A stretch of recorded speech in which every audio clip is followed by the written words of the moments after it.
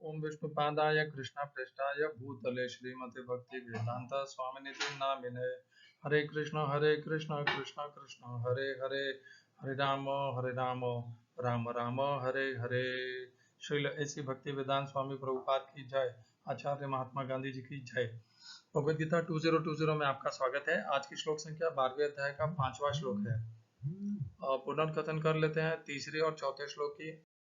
तो हमने साथ में ही चर्चा की थी, जिनकी यत्वक्षरम निर्देशम अव्यक्तम पर्युपासते सर्वत्र गम चिन्त्यम च सर्वत्र गम अचिन्त्यम च कूटस्थम अचलम ध्रुवम सन्नियमेन्द्रियग्रामम सर्वत्र समबुद्धयः ते प्राप्नुवन्ति मामेव सर्वभूतहिते रताः।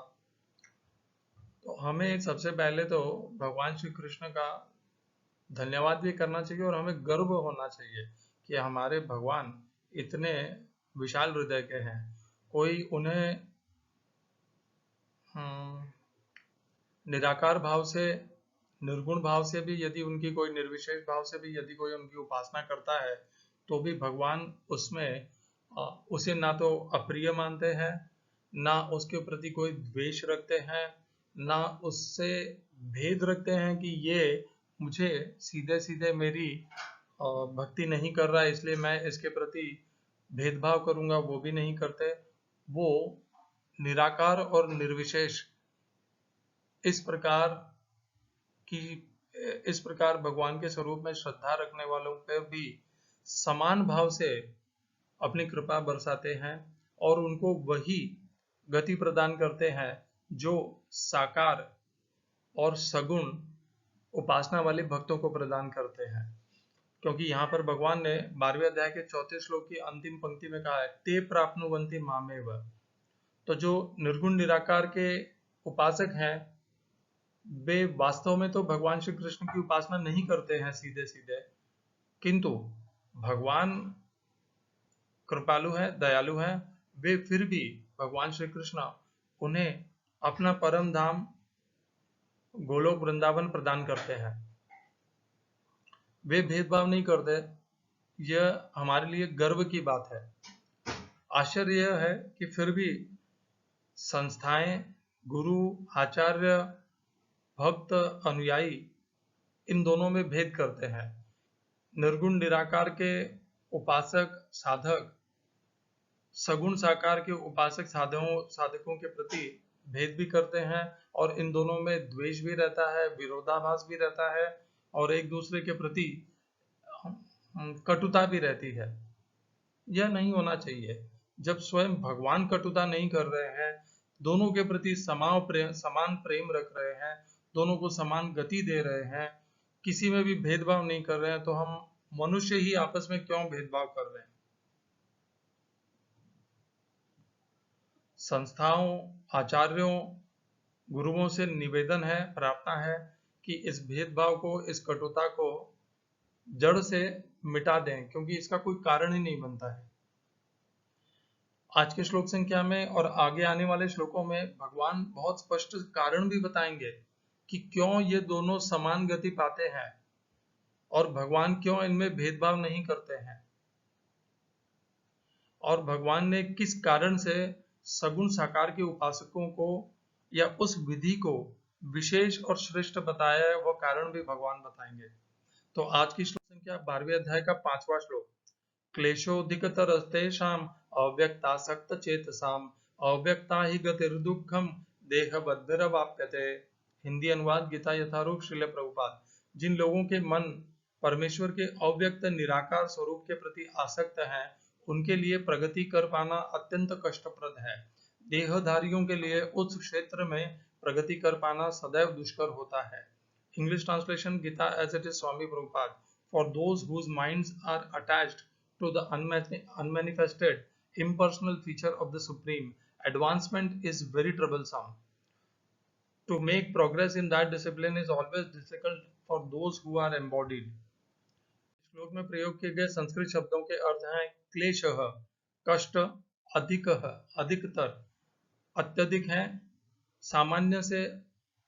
सामान्य की अपेक्षा में बढ़े हुए हैं, तेषाम उन अव्यक्ता अव्यक्त तेषाम यानी उन अव्यक्त यानी अव्यक्त निराकार के प्रति आसक्त अनुरक्त श्रद्धा रखने वाले चेतसाम मन वालों का।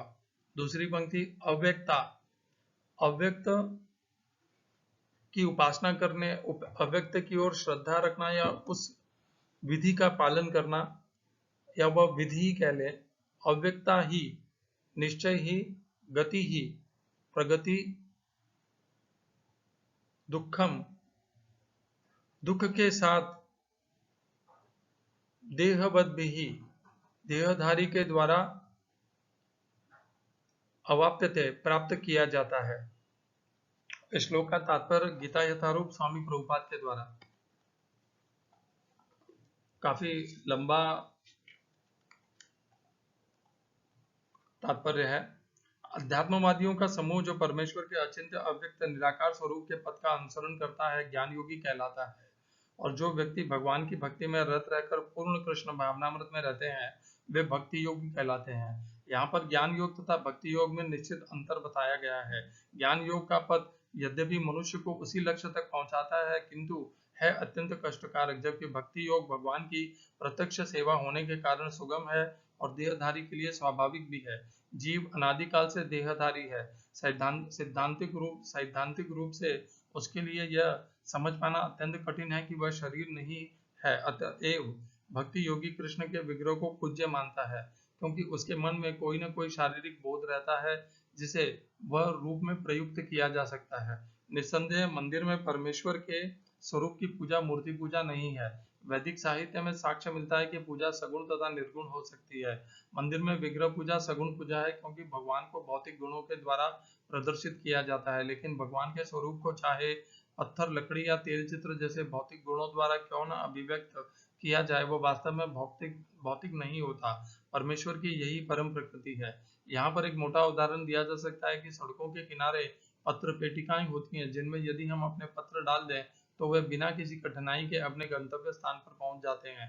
लेकिन यदि कोई ऐसी पुरानी पेटिका या उसकी अनुकृति कहीं दिखे जो डाकघर द्वारा स्वीकृत न हो तो उससे वही कार्य नहीं हो सकेगा।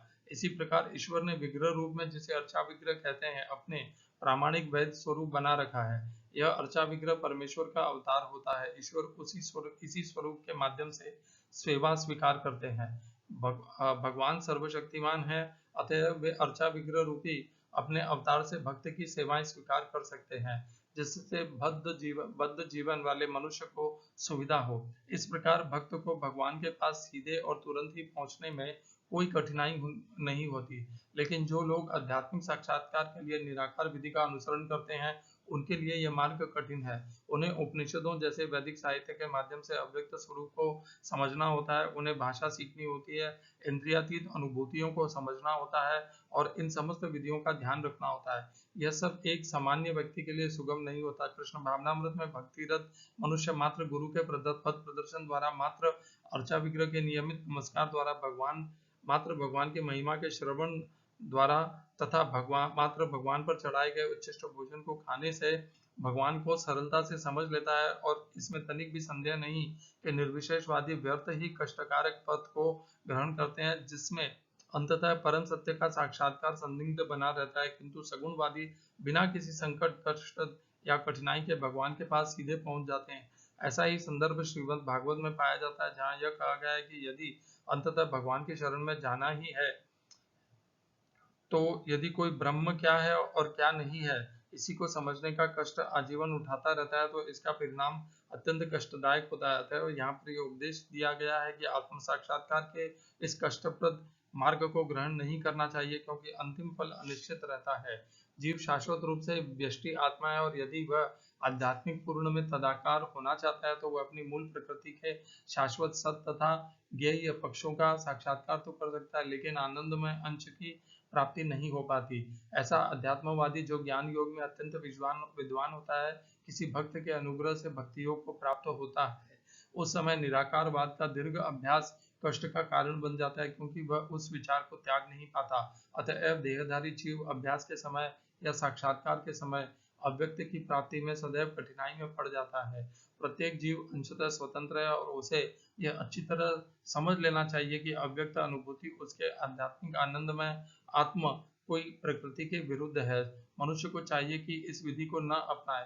प्रत्येक जीव के लिए कृष्ण चेतना की विधि श्रेष्ठ मार्ग है, जिसमें भक्ति में पूरी तरह व्यस्त रहना होता है। यदि कोई भक्ति की उपेक्षा करना चाहता है तो नास्तिक होने का संकट रहता है। अतएव अव्यक्त विषयक एकाग्रता की विधि को, जो इंद्रियों की पहुंच के परे है, जैसा कि इस श्लोक में पहले कहा जा चुका है, इस युग में प्रोत्साहन नहीं मिलना चाहिए। भगवान कृष्ण ने इसका उपदेश नहीं दिया। ओम अज्ञानतिमिरन्धस्य ज्ञानाञ्जनशलाकया चक्षुरुन्मीलितं येन तस्मै श्रीगुरुवे नमः।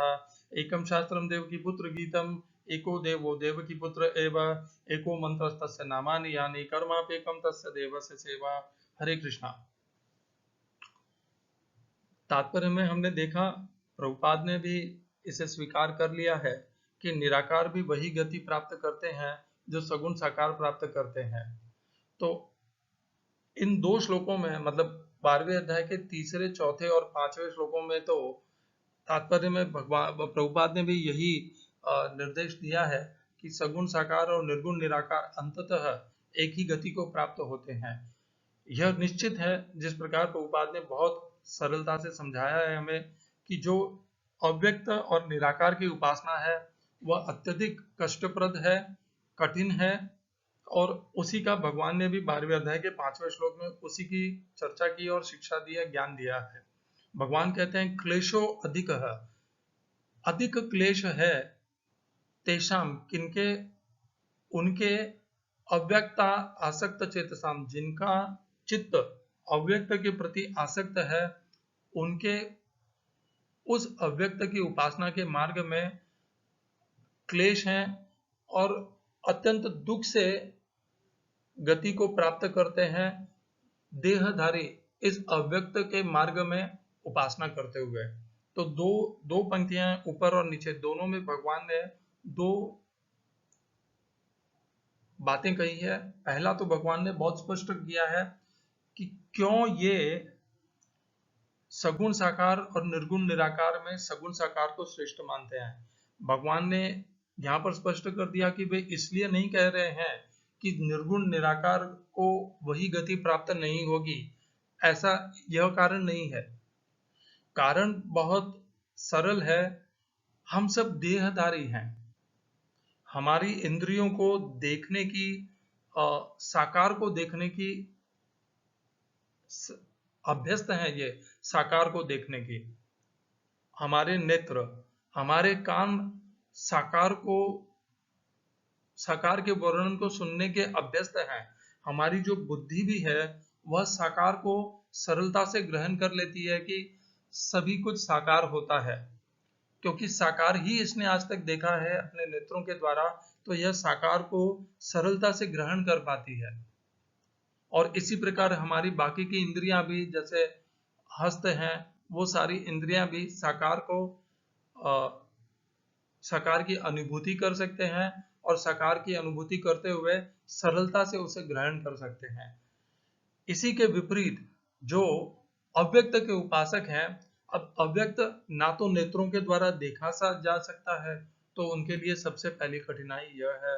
दूसरा, अव्यक्त को वर्णन कर पाना और भी कठिन है, क्योंकि उस अव्यक्त को कोई देख सकता ही नहीं है, तो उसका वर्णन कोई कैसे करेगा जब किसी ने उसे देखा ही नहीं है। तो जब योगी जो अव्यक्त, निराकार और निर्विशेष के उपासक होते हैं, या उनके जो गुरु हैं, आचार्य हैं, वो एक भ्रम फैलाते हैं कि यदि आपके ध्यान में या आपके चिंतन में बहुत बड़ा प्रकाश पुंज आया है तो आप उस अव्यक्त को देख पा रहे हैं। ऐसा कुछ नहीं है। अव्यक्त है वह निश्चित रूप से अव्यक्त है, उसको कोई प्रकाश पुंज नहीं होता। अव्यक्त को कोई भी प्रकाश अव्यक्त में नहीं होता। अगर उसमें प्रकाश होगा तो वो अव्यक्त कैसे रहेगा? अव्यक्त का अर्थ ही यही है कि उसे नेत्रों के द्वारा देखा ही नहीं जा सकता, वह अनिर्देश्य है।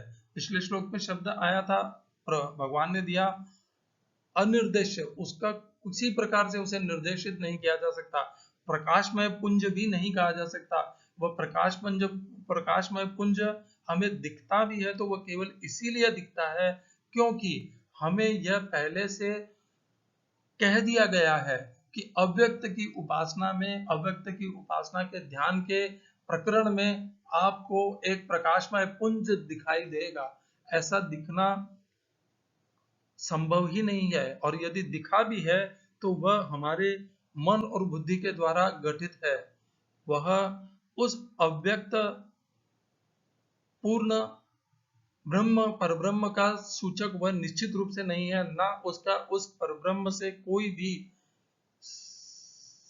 संबोधन है, ना वह उससे किसी भी प्रकार से जुड़ा हुआ है। यह केवल हमारे मन और बुद्धि के द्वारा उत्पन्न किया हुआ एक प्रकाशमय पुंज है।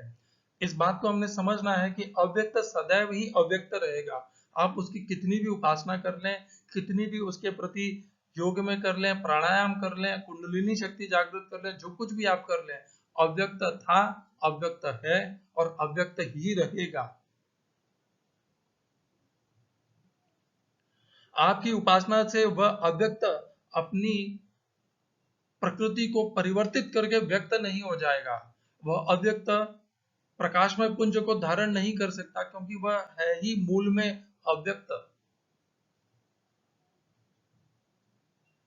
तो अव्यक्त अव्यक्त ही रहेगा, इसे हमें समझना है। यदि अव्यक्त ने प्रकाशमय पुंज को धारण कर लिया तो वह अव्यक्त रहेगा ही नहीं, क्योंकि प्रकाशमय पुंज में किसी न किसी प्रकार का आकार होगा तो वह साकार में उसे समावेश किया जाए, यह संभावना बन जाती है, यह संभावना उत्पन्न हो जाती है और दृढ़ता पूर्वक स्वीकार की जा सकती है कि यह अब साकार हो गया है अव्यक्त। जो दिख सकता है, प्रकाशमय पुंज दिख सकता है तो वह साकार हो गया, वह फिर अव्यक्त निराकार नहीं रहा। तो अव्यक्त जिसे हम देख नहीं पाते, जिसे हम हाथों से छू नहीं पाते, जिसका वर्णन हम समझ नहीं पाते, उसके प्रति हम देहधारियों को उसका चिंतन करना, उसमें अपने मन को स्थिर कर पाना, सदैव अपने आप को उस अव्यक्त के उपासना में लगाए रख पाना हमारे लिए अत्यंत कठिन है। और यही भगवान कहना चाह रहे हैं कि क्लेश है, वह कठिनता है हमारे लिए। हम देहधारी हैं, हमने देह देखी है, हमने साकार देखे हैं, आकार देखे हैं, और हम किस प्रकार से हमारे लिए संभव ही नहीं है हम अव्यक्त के लिए उतनी उसी प्रकार से अपना मन बुद्धि को स्थिर कर पाए। यदि इसके विपरीत भी कोई कर पा रहा है तो निंदा नहीं है। यदि यह भेद होने के पश्चात भी कोई इतना अत्यधिक क्लेश होने के पश्चात भी यदि किसी मनुष्य की रुचि और उसे प्रिय अव्यक्त ही है तो वह अव्यक्त की उपासना करे। उसके मार्ग में क्लेश अधिक होंगे, यह स्वयं भगवान ने इस श्लोक में कहा है, और यह जानने के पश्चात भी वह अव्यक्त की उपासना करना चाहता है तो निश्चित रूप से करे। अंत में गति वह भी सगुण साकार भगवान श्री कृष्ण की ही पाएगा, और तब जाकर के उसकी बुद्धि व्यवस्थित होगी कि मैं जिसे अव्यक्त समझता था वह तो सगुण साकार है। और दूसरी पंक्ति में भगवान और विशेष और स्पष्ट रूप से कहते हैं, अव्यक्ता ही गतिर दुखम देह बद्भिर अवाप्यते। भगवान इसलिए भगवान ने ये नहीं कहा कि अव्यक्त को गति ही प्राप्त नहीं होती, ये नहीं कहा। भगवान ने ये भी नहीं कहा कि अव्यक्त को कोई भिन्न गति प्राप्त होती है, ये भी नहीं कहा। भगवान ने पिछले श्लोक में ही कह दिया था कि अव्यक्त भी मुझको ही प्राप्त होते हैं, परंतु अव्यक्त जिस मार्ग से भगवान श्री कृष्ण को सगुण साकार रूप को प्राप्त होते हैं वह अत्यंत दुखप्रद है, और कठिनता से उसे उस साधना का मार्ग अत्यंत कठिन है, और बहुत कठिनाई से उस मार्ग में सफलता प्राप्त की जाती है, या उस मार्ग में हम सफल हो पाते हैं। इसीलिए देखिए भगवान कितने दयालु हैं, कितने कृपालु हैं। भगवान तो स्वयं चाहते हैं कि उनके भक्त, उनके अंश, जो जीव उनके अंश हैं, वे सरलता से, सहजता से और कम से कम कष्ट करके भगवान को प्राप्त हो जाएं। और इसीलिए भगवान ने स्पष्ट भी बता दिया कि आप निर्गुण निराकार के मार्ग की उपासना को मत करें और सगुण साकार की उपासना को करें। क्यों? क्योंकि इस मार्ग को करने से आप सरलता से, सहजता से और शीघ्रता से मुझे प्राप्त कर लेंगे। यदि भगवान ने इतना स्पष्ट कह दिया है और फिर भी कोई प्राणायाम में लगा है, अव्यक्त की उपासना में लगा है, ओम परब्रह्म की उपासना में लगा है, उसी मार्ग को श्रेष्ठ समझता है, तो भी हरे कृष्णा, उसका वही आदर सम्मान करना चाहिए जो एक सगुण साकार के उपासक की हम करते हैं। क्योंकि हमें तो किसी के प्रति कटुता और वैर भाव रखना ही नहीं चाहिए। भगवान से प्रार्थना अवश्य करनी चाहिए कि वह उस निर्गुण निराकार के उपासक की बुद्धि को व्यवस्थित करें और वह सगुण साकार के प्रति आकृष्ट हो जाए और वह सगुण साकार की भक्ति करता हुआ सहजता, सरलता और शीघ्रता से भगवान को, श्री कृष्ण को प्राप्त कर ले। इससे यह भी समझ में आ जाता है कि भगवान का वास्तविक स्वरूप जो है वह सगुण साकार है, वह अव्यक्त नहीं है। तो ये जो कुछ श्लोक हैं दूसरे 12वें अध्याय का दूसरा, तीसरा, चौथा, पांचवा, इन श्लोकों में अव्यक्त और व्यक्त, निराकार, साकार, निर्गुण, सगुण, इसके पीछे, इनके मध्य में जो भेद है उसको भगवान ने पूर्णतया उसके ऊपर मुहर लगा करके उनको अच्छे से उनको स्पष्ट कर दिया है, उनके ऊपर मुहर लगा दी है कि क्या करना चाहिए, कौन सी विधि श्रेष्ठ है और क्या करने से हम सरलता और शीघ्रता से भगवान श्री कृष्ण को प्राप्त कर सकेंगे। यदि हमारा उद्देश्य वह है कि हमें भगवान श्री कृष्ण के परम धाम को प्राप्त करना है, उनकी भक्ति और प्रेम को प्राप्त करना है, तो हमें सरल मार्ग ही लेना चाहिए। हम क्यों जानते बूझते हुए कठिन और क्लेश देने वाले मार्ग को स्वीकार करेंगे? और यदि हम उसके पश्चात भी कर रहे हैं, मतलब हमारी अभी तक सगुण साकार के प्रति हमारी निष्ठा, श्रद्धा विकसित हुई नहीं है और उसमें हम स्वयं की कठिनाई बढ़ा रहे हैं, समय स्वयं को क्लेश में ही डाल रहे हैं। यह भगवान ने अपने इन श्लोक में यही ज्ञान हमें दिया है। देखिए अर्जुन ने कितना उपयुक्त प्रश्न किया भगवान से। अर्जुन ने तो ये पूछा था कि सगुण साकार की भक्ति जो करते हैं और जो निर्गुण निराकार की भक्ति करते हैं, उन दोनों में से श्रेष्ठ कौन है? भगवान ने दूसरे श्लोक में बता दिया कि श्रेष्ठ वह हैं जो सगुण साकार की भक्ति के मार्ग को अपनाते हैं और उस मार्ग की भक्ति करते हैं। तीसरे चौथे में भगवान ने यह भी स्पष्ट कर दिया कि कोई भेद नहीं है, कोई निर्गुण निराकार की भक्ति करे या सगुण साकार की, प्राप्त व सगुण साकार भगवान श्री कृष्ण को ही करेंगे, इसलिए भेद नहीं है। और अब पांचवें में भगवान ने स्पष्ट बता दिया कि क्यों निर्गुण निराकार की भक्ति करने में नहीं करनी चाहिए। तो इस प्रकार हमें भगवान ने उत्तर तो अर्जुन का तो प्रश्न का समाधान कर ही दिया और भगवान ने मनुष्य लोक पर यह जो विरोध और कटुता चल रही थी उसका भी समाधान कर दिया। उसको भगवान ने पूर्णतया उसको शस्त्रहीन कर दिया है, कटुता को हटा दिया है।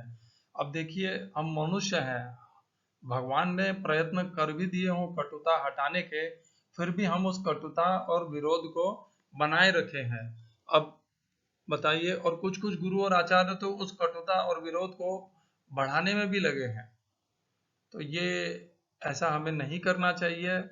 भगवान जो प्रयास कर रहे हैं समझाने का कि दोनों मार्ग